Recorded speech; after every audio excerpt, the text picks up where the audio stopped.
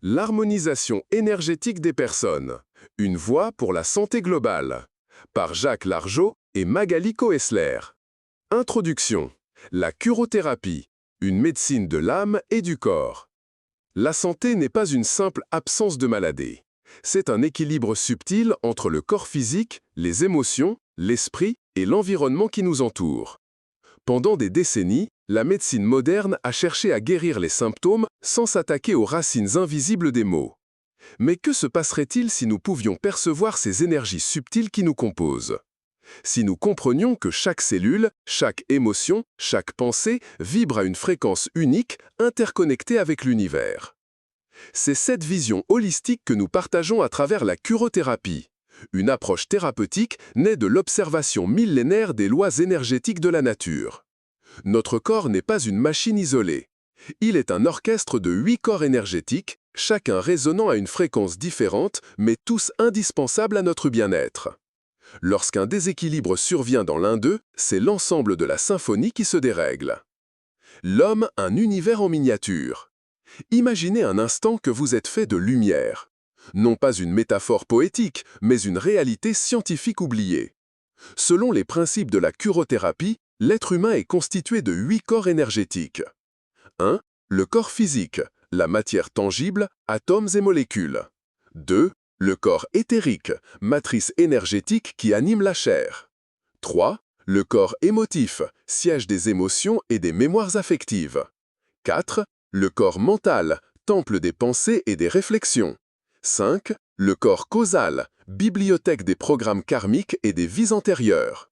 6. Le corps spirituel, essence divine, lien avec l'univers.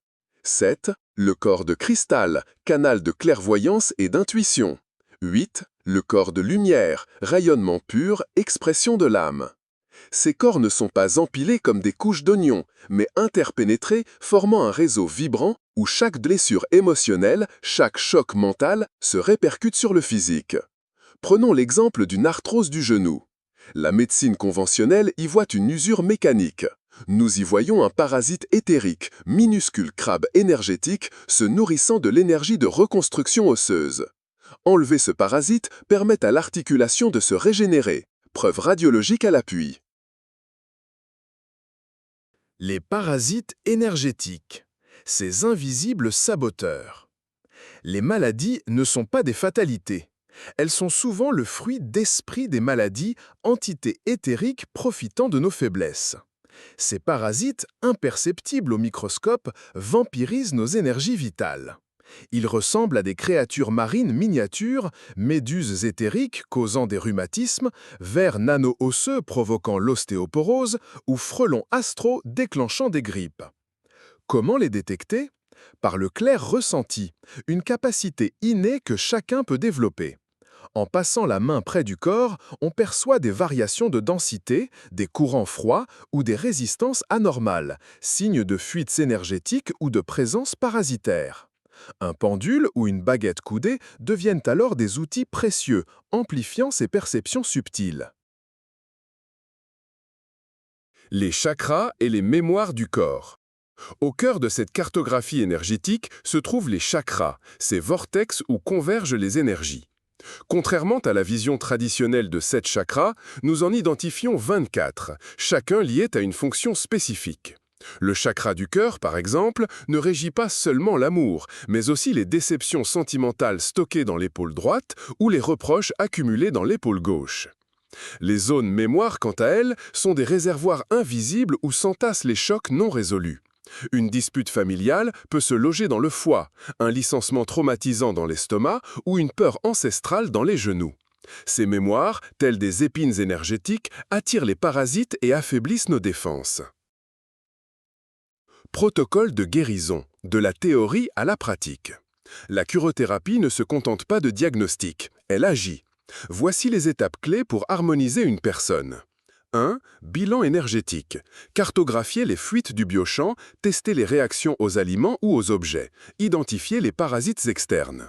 2. Nettoyage des corps subtils. Enlever les entités, brûler les implants astraux, crochets, liens, bulles, élever les âmes en peine grâce à des colonnes de lumière. 3. Réparation des lésions. Utiliser des cristaux, obsidienne pour filtrer, nacre pour reconstruire, solliciter les esprits de la nature, fées, devas, ou activer la Kundalini par des visualisations. 4. Protection et ancrage. Créer une coquille de lumière, porter des pierres comme la labradorite ou reprogrammer l'ADN par des intentions claires. Un cas concret? Prenons une migraine chronique. Derrière les vaisseaux sanguins enflammés se cachent souvent des spores éthériques logés dans les sinus. En les extrayant avec des mouvements précis des mains, comme on retire une écharde, et en revitalisant la zone avec un rayon de cristal laser, la douleur s'estompe en quelques minutes. L'habitat, miroir de notre âme. Un lieu malsain est un poison silencieux. Les maisons, comme les corps, possèdent un biochamp influencé par les failles telluriques, les champs électromagnétiques ou les mémoires des murs, suicides, conflits. L'harmonisation d'un habitat passe par la neutralisation des nuisances, réseau Hartmann, eau souterraine, le nettoyage des entités, âmes errantes, égrégores négatifs, l'activation des hauts lieux sacrés, menhirs, cathédrales, grâce à des cristaux ou des rituels ancestraux.